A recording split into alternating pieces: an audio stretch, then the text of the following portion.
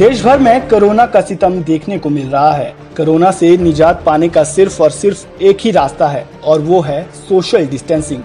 इसी के मद्देनजर देश में लॉकडाउन 2.0 जारी है ताकि सोशल डिस्टेंसिंग को बढ़ावा मिल सके और लोग एक दूसरे के संपर्क में आने से बचें।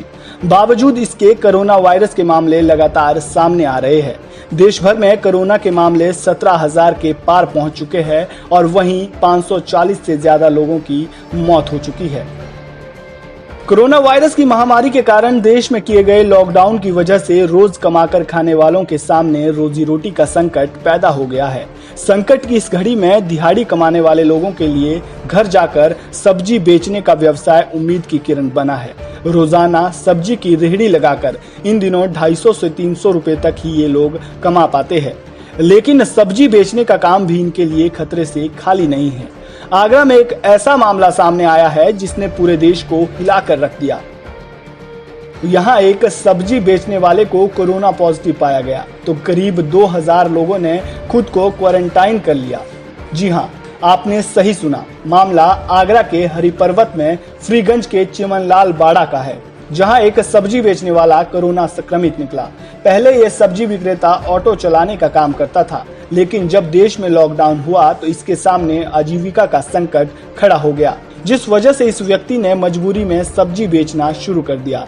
इस बीच तबीयत बिगड़ने के बाद सब्जी विक्रेता को अस्पताल में भर्ती कराया गया। बीते शुक्रवार को जब king George medical university Lucknow से 24 संक्रमितों की रिपोर्ट आई तो इसमें इस सब्जी विक्रेता का नाम भी शामिल था।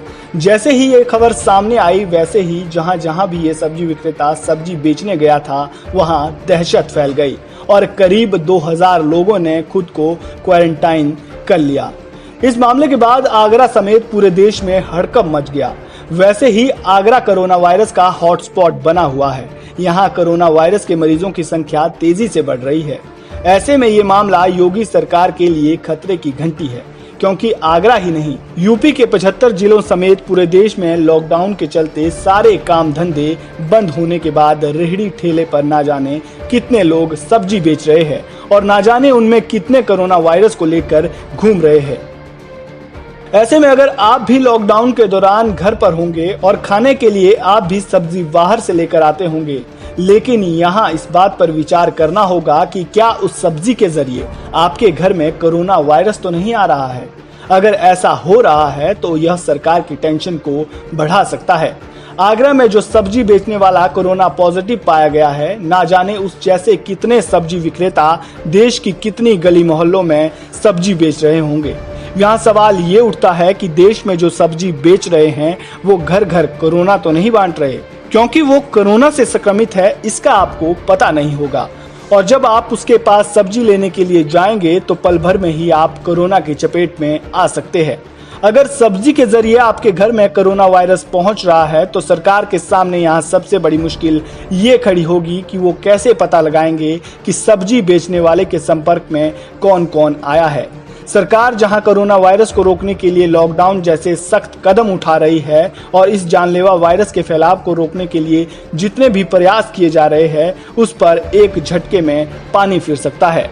कोरोना वायरस संकट से देश जूझ रहा है। संक्रमण के फैलाव को रोकने के लिए लॉकडाउन ने मजदूरों की कमर तोड़ दी है। लॉकडाउन के चलते रोजगार बंद हो गए हैं। इसके अलावा काम, स्कूल, कॉलेज, मॉल, मल्टीप्लेक्स, बाहर आना जाना जैसे वो सभी काम और फैक्ट्रियां बंद कर दी गई है, जिससे कोरोना फैलने का खतरा हो। लेकिन इस बीच आम जनता को परेशानी ना हो उसके लिए सरकार ने जरूरी सुविधाएं जैसे घरेलू सामान, दवाइयां, सब्जियों की बिक्री जारी रखी है। लेकिन इन जरूरी सुविधाओं को हम तक पहुंचाने वाले ही अगर कोरोना वायरस से संक्रमित हो जाएं तो कोरोना वायरस को हराने में मुश्किल पैदा होगी।